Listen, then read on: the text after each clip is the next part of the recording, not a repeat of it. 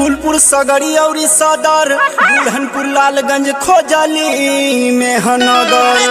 शेरपुर बोंगरिया लागे रासेपुर खरिहानी मोहम्मदपुर फरिहा लहबरिया ले निछानी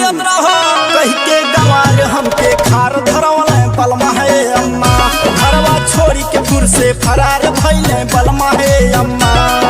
बलमा है अम्मा हाँ हाँ बलमा है अम्मा रतिया प्यार प्यार मेरा रम चौले बलमा है अम्मा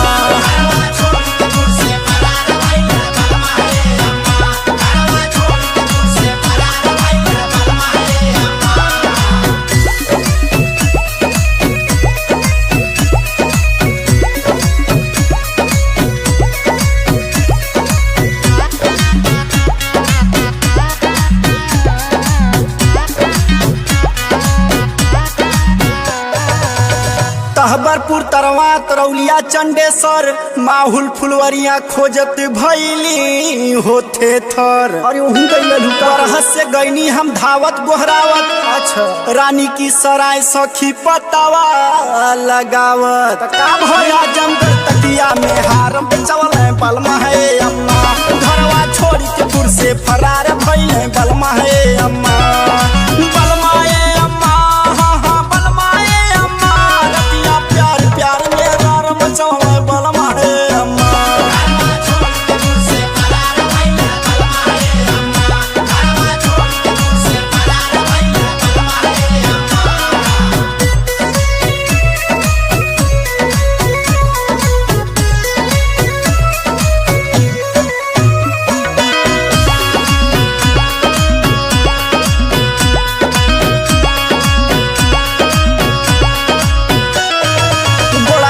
नाजपुर गोसाई की बाजार में कोटिला कटौली दौना देव गाँव चेवार में ना मिलल कहो पहना के मेला फोटो देहली थानेदार के